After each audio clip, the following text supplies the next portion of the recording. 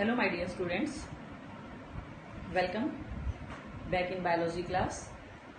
Today we are going to start next concept of 10th class biology and today's concept is transportation in human beings. इससे पहले lecture के अंदर हमने discuss किया था about the respiratory mechanism, breathing mechanism हमने discuss किया था कि किस तरीके से जो ऑक्सीजन है वो रेस्पिरेशन की प्रोसेस के लिए हमारी बॉडी के अंदर एंटर करती है और किस तरीके से जो कार्बन डाइऑक्साइड है वो बाहर आती है। तो देखिए बेटा, हम बात कर चुके हैं about the process of digestion कि जो फूड है वो हमारी बॉडी के अंदर चला गया, डाइजेस्ट हो गया, स्मॉल इंटेस्टाइन के अंदर से वो एब्जॉर्ब हो गया। और फिर हम बात कर चुके हैं कि जो ऑक्सीजन है वो हमारे लंग्स के अंदर पहुंच चुकी है और लंग्स के अंदर से वो एल्वियोलाई के अंदर जा चुकी है और वहां से वो ब्लड के अंदर एंटर कर चुकी है।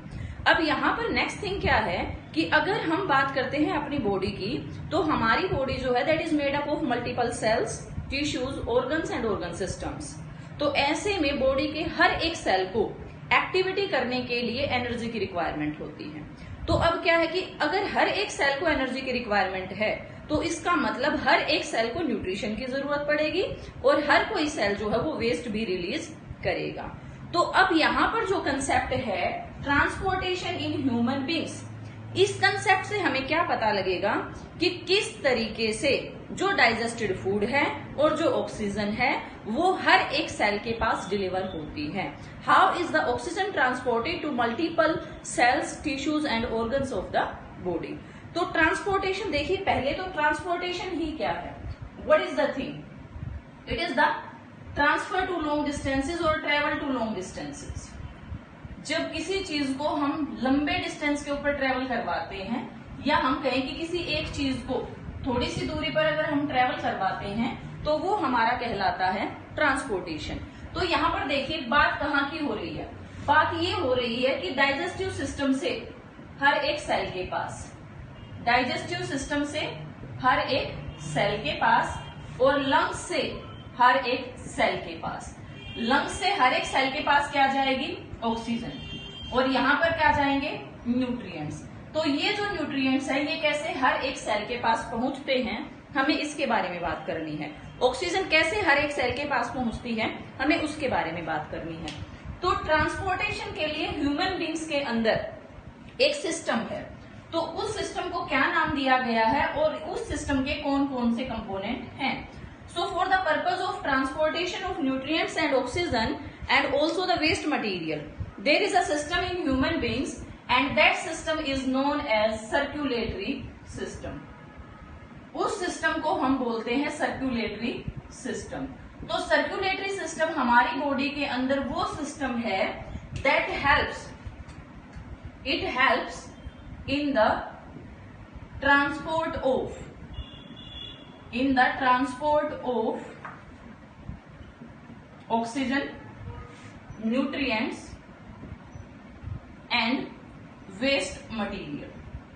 जो भी वेस्ट मटेरियल प्रोड्यूस होगा बॉडी के अंदर उसको भी एक जगह से दूसरी जगह भेजने का काम करेगा। तो सर्कुलेटरी सिस्टम के अगर हम कंपोनेंट्स की बात करते हैं, then what are the components of circulatory system.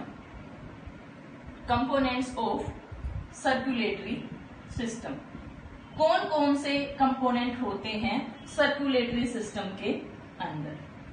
तो हमारा जो सर्कुलेटरी सिस्टम है यानी कि ह्यूमन बीइंग का जो सर्कुलेटरी सिस्टम है that is basically made up of 3 basic component. 3 component है और वैसे अगर बिल्कुल मैं आपको बताऊं ब्रीफ में तो यहाँ पर 2 ही कंपोनेंट होते हैं। एक तो होता है हमारा यहाँ पर सबसे पहला जो कंपोनेंट है that is heart, very very important component. Second is blood and third one is blood vessel. These are the 3 components of human circulatory system. Human के अंदर जो चीजों को एक जगह से दूसरी जगह भेजने का जो काम है वो इन तीनों की हेल्प से होता है। पहला है हार्ट, दूसरा है ब्लड और तीसरा है ब्लड वेसल। तो हमें इस टॉपिक के अंदर क्या पढ़ना है, हमें इस टॉपिक के अंदर 1 by 1 इन तीनों के बारे में पढ़ना है। अगर मैं यहीं से आपको बताऊं, अगर हार्ट की मैं बात करती हूं then this is the pumping organ. ये बिल्कुल वैसे ही काम करता है। देखिए जैसे अपने घर के अंदर वाटर सप्लाई है, तो उसके अंदर क्या होता है कि घर के अंदर एक मोटर है, एक टैंक है, टैंक के अंदर से मोटर की हेल्प से हम जगह जगह जो वाटर है उसको सप्लाई कर सकते हैं। तो बिल्कुल ऐसे ही हमारा जो हार्ट है that is just like a motor, ठीक है ना। घर के अंदर जैसे वाटर मोटर होती है, उसी की तरीके से हमारी बॉडी के अंदर पंपिंग ऑर्गन है, पंप करने का काम करता है। किसको पंप करता है? ब्लड को। ब्लड वो लिक्विड है that keep on circulating. Blood हमारी बॉडी के अंदर वो लिक्विड है दैट कीप ऑन सर्कुलेटिंग, जो कि हमारी बॉडी के अंदर लगातार चलता रहता है, कभी नहीं रुकता। हमारी बॉडी के अंदर अगर ब्लड रुक जाएगा तो हमारी डेथ हो जाएगी। It always keep on circulating. आपकी बॉडी के अंदर ये लगातार चलता रहता है। चलता कहां से है? Through the blood vessels, arteries. Arteries हैं, वेन्स हैं एंड कैपिलरीज। ये 3 तरीके के ब्लड वेसल होते हैं जिनके अंदर से हमारा ब्लड जो है वो लगातार सर्कुलेट करता रहता है। तो ये मैंने आपको बताया है कि हमारे सर्कुलेटरी सिस्टम के 3 कंपोनेंट हैं, heart, blood and blood vessel. Heart that is a pumping organ, blood that is a liquid that keep on circulating and blood vessel, these are the components through which the blood keep on circulating. ये वो component है जिनके अंदर से blood हमेशा चलता रहता है। तो सबसे पहले हम पढ़ेंगे ब्लड के बारे में, फिर हम पढ़ेंगे ब्लड वेसल के बारे में और फिर हम जानेंगे हार्ट के बारे में। इन तीनों के बारे में हम 1 बाय 1 डिटेल में जानेंगे। So let's keep on moving with blood. पढ़ते हैं थोड़ा सा ब्लड के बारे में, डिटेल में जानते हैं कि ब्लड जो है वो क्या है, किन चीजों से मिलकर बनता है और ये हमारी बॉडी के अंदर क्या क्या काम करता है, अभी उसके बारे में जानते हैं। So if I talk about blood, अगर हम ब्लड की बात करते हैं तो ब्लड क्या है? ब्लड एक कनेक्टिव टिश्यू है। Blood that is a connective tissue. अब देखिए कनेक्टिव टिश्यू हमने 9th क्लास के अंदर और 11th क्लास के अंदर हमने कनेक्टिव टिश्यू के बारे में पढ़ा था। कनेक्टिव टिश्यू क्या होते हैं? यहां पर क्या होते हैं कि different type of cells, different type of cells are present in a medium, present in a medium. जहां पर एक मीडियम के अंदर, या हम उसको मैट्रिक्स भी कह सकते हैं, जहां पर एक मीडियम या मैट्रिक्स के अंदर अलग अलग तरीके के सेल प्रेजेंट होते हैं, तो इस तरीके के टिश्यू को हम बोलते हैं connective tissue, because the group of cells is known as a tissue.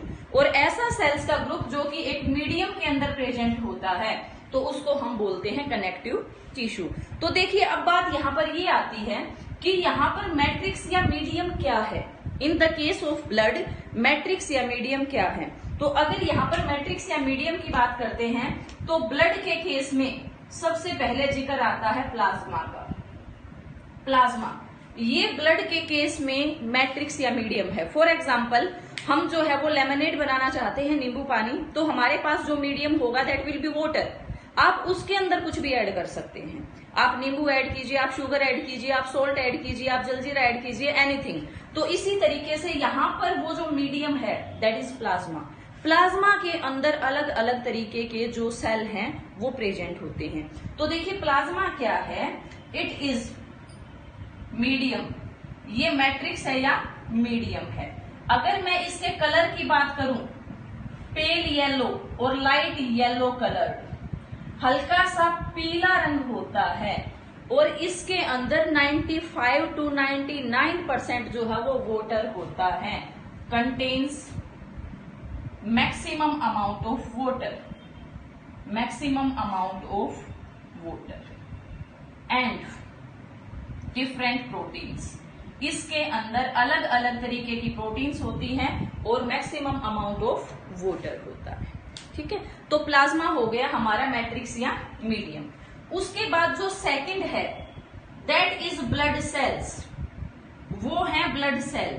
अब देखिए ब्लड सेल, इस प्लाज्मा के अंदर कौन कौन से सेल प्रेजेंट होते हैं? We are having 3 type of cells in this plasma.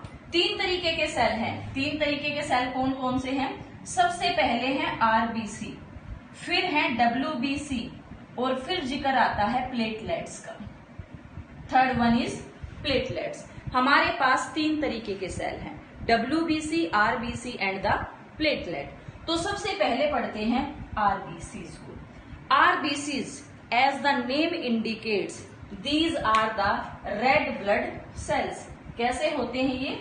Red blood cells, इनको रेड ब्लड सेल बोलते हैं। अब देखिए इनको रेड ब्लड सेल क्यों बोला गया है? Because they contain haemoglobin. इनके अंदर क्या होती है? Haemoglobin, HB, haemoglobin. हीमोग्लोबिन क्या होती है बेटा? It is a special type of protein जो कि आयरन से बनी होती है और ये ऑक्सीजन और कार्बन को अपने साथ बाइंड कर सकती है। तो इसीलिए जो आरबीसीज होते हैं that helps in transport of oxygen and carbon dioxide, help in transport of O2 and CO2। Oxygen और कार्बन डाइऑक्साइड के ट्रांसपोर्ट के अंदर हमारी हेल्प करते हैं। देखिए जो पूरे ब्लड का जो कलर रेड होता है that is due to RBC, और आरबीसी का कलर रेड है ड्यू टू हीमोग्लोबिन। हीमोग्लोबिन एक ऐसा पिगमेंट है जो कि ब्लड को रेड कलर प्रोवाइड करता है। जैसे कि प्लांट के अंदर क्लोरोफिल जो है वो पूरे प्लांट को ग्रीन कर देती है, ऐसे ही हीमोग्लोबिन ब्लड के अंदर पूरे ब्लड को रेड कर देती है, मेनली आरबीसीज को। अब देखिए WBCs क्या है? These are the white blood cells. अगर WBCs की बात करते हैं, दीज आर, ब्लैक से लिख देते हैं व्हाइट को, these are white blood cells. इसके अंदर अलग अलग तरीके के नेचर वाले सेल होते हैं। मेनली इनको बोला जाता है soldiers of our body. These are soldiers of our body, हमारी बॉडी के सैनिक हैं। अब देखिए सैनिक क्या करता है? अपने देश को बचाता है। तो उसी तरीके से जो WBCs होते हैं, these prevent from different type of disease, micro organisms, foreign particles, अलग अलग चीजों से बचाते हैं। प्रिवेंट बॉडी फ्रॉम डिजीज, अलग अलग बीमारियों से रोकते हैं, बैक्टीरिया है, वायरस है, अलग अलग चीजों से लड़ने का काम करते हैं। Third part platelets. अब देखिए प्लेटलेट्स का भी बड़ा इंपॉर्टेंट रोल होता है। What is the role of platelet? Platelet का क्या रोल होता है? देखिए गिर जाते हैं, चोट लग जाती है, एक्सीडेंट हो जाता है, ब्लड जो वो बहना शुरू हो जाता है, ब्लीडिंग शुरू हो जाती है। अगर आप गिर गए, चोट लग गई, ब्लीडिंग होनी शुरू हो गई, अगर उस ब्लड को बहने से नहीं रोका गया तो आपकी बॉडी के अंदर जो ब्लड है अगर वो ज्यादा लॉस हो जाता है उसका, तो डेथ हो सकती है। तो ऐसे में क्या होता है? बच्चा गिरता है, चोट लगती है, खून बहता है, लेकिन थोड़ी देर के बाद वहां पर एक हार्ड कवरिंग आ जाती है जिसको हम बोलते हैं ब्लड क्लोट। तो वो जो ब्लड क्लोट बनता है वो प्लेटलेट्स की वजह से बनता है। So these help in blood clotting, blood clotting के अंदर हेल्प करते हैं and prevent extra loss of blood, जो ब्लड का एक्स्ट्रा लॉस है उससे बचाते हैं।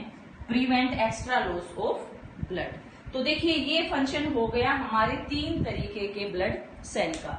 सबसे पहले हमने जाना कि कनेक्टिव टिश्यू ब्लड को क्यों कहते हैं, फिर हमने जाना कि प्लाज्मा क्या है, उसके बाद ब्लड के अंदर 3 तरीके के सेल हैं, RBC, WBC and platelet. What is the function of RBC, WBC and platelet, वो हमने यहाँ पर जाना है।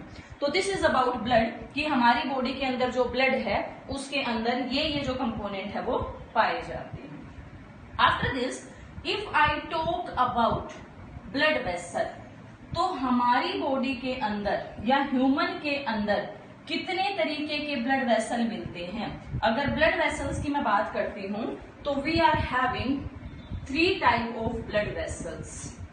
हमारे पास 3 तरीके के ब्लड वेसल हैं। एक सिंपल वे से ही हम तीनों को एक्सप्लेन कर लेंगे। 3 तरीके के कौन कौन से? सबसे पहले है आर्टरीज, सेकंड नंबर आता है वेन्स का, और third is of capillaries. We are having these 3 types of blood vessel. इनमें से अगर मैं बात करूं कैपिलरीज की तो उनका यहाँ पर डिफ्रेंशिएशन नहीं है। डिफ्रेंशिएशन मेनली आर्टरी और वेन के बीच में है। तो डिफ्रेंशिएशन क्या कहता है देखते हैं। डिफ्रेंशिएशन ये कहता है कि arteries, these are the blood vessels, these are the blood vessels that carry that carry oxygenated blood, oxygenated blood यानी कि ये ऐसे ब्लड वेसल होते हैं जिनके अंदर ऐसा ब्लड चलता है जो कि ऑक्सीजन अपने साथ लेकर चलता है, यानी कि ये हमेशा ही ब्लड को जो है वो हार्ट से दूसरे पार्ट्स की तरफ लेकर जाते हैं। जब लंग्स के अंदर से ब्लड आता है तो वो एक आर्टरी के थ्रू फ्लो करता है। जब हार्ट से ब्लड बाकी ऑर्गन्स के अंदर जाता है तो यहां पर आप शॉर्ट में लिख सकते हैं हार्ट टू ऑर्गन्स, हमेशा ही हार्ट से ऑर्गन्स की तरफ ब्लड को लेकर जाएगा। अगर मैं यहां पर बात करूं वेन्स की तो carry deoxygenated blood, these carry deoxygenated blood. अब देखिए ब्लड डीऑक्सीजनेटेड कब होगा? जब ऑर्गन्स ने उस ब्लड को यूज कर लिया है, जब उसके अंदर से ऑक्सीजन निकाल ली है, तो वेन्स हमेशा ही ब्लड को बॉडी ऑर्गन्स से हार्ट की तरफ लेकर जाती हैं।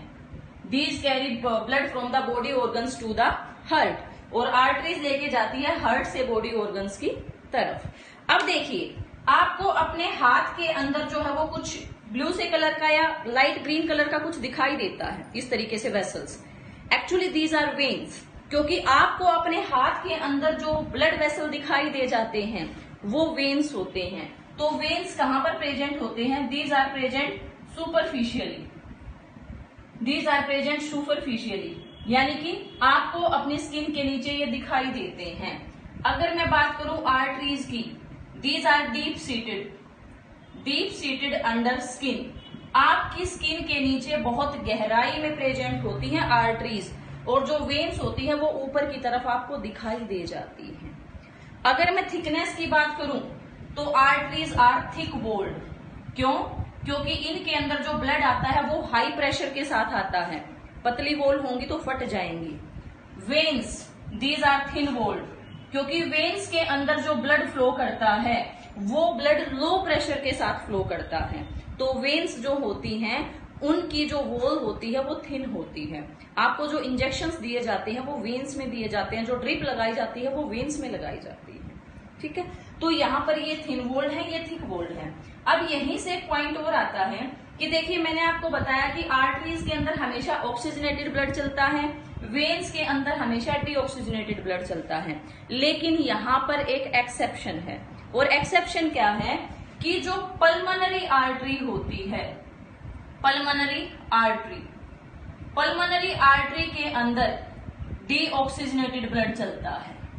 और बिल्कुल ऐसे ही वेन के अंदर भी एक्शन जो है वो एक एक्सेप्शन है यहाँ पर, कि जो पल्मोनरी वेन होती है उसके अंदर ऑक्सीजनेटेड ब्लड चलता है, इट कैरी ऑक्सीजनेटेड ब्लड। ये यहाँ पर एक एक्सेप्शन बन जाता है कि ऐसी भी आर्टरी है जिसके अंदर डीऑक्सीजनेटेड ब्लड चलता है, और ऐसी भी वेन है जिसके अंदर ऑक्सीजनेटेड ब्लड चलता है। If I talk about capillaries, capillaries जो होते हैं वो किस तरीके से हैं? यहां से ये आर्टरी है, यहां से ये वेन है, इनके बीच में जो कनेक्टिंग ब्लड वेसल होते हैं वो आपके कैपिलरीज होते हैं। सबसे छोटे जो ब्लड वेसल होते हैं, बहुत छोटे जो ब्लड वेसल होते हैं, वो हमारे कैपिलरीज कहलाते हैं, ऑर्गन्स के अंदर प्रेजेंट होते हैं। जैसे कि मैंने ब्रीदिंग सिस्टम के अंदर आपको बताया था कि जो एल्वियोलाई हैं they are surrounded by capillaries. हमारे हर एक ऑर्गन के अंदर जो स्प्रेड हैं वो हमारी कैपिलरीज होती हैं। तो ये हैं हमारे 3 तरीके के blood vessel, arteries, veins and capillaries. तो आज हमने थोड़ा सा जाना है ब्लड के बारे में और ब्लड वेसल्स के बारे में। नेक्स्ट लेक्चर में हम साथ होंगे with the topic heart and double circulation. अगले टॉपिक में हार्ट को समझेंगे with the help of a very valuable diagram, और जानेंगे डबल सर्कुलेशन के बारे में कि किस तरीके से हार्ट के अंदर जो ब्लड है वो फ्लो करता है। Thank you very much.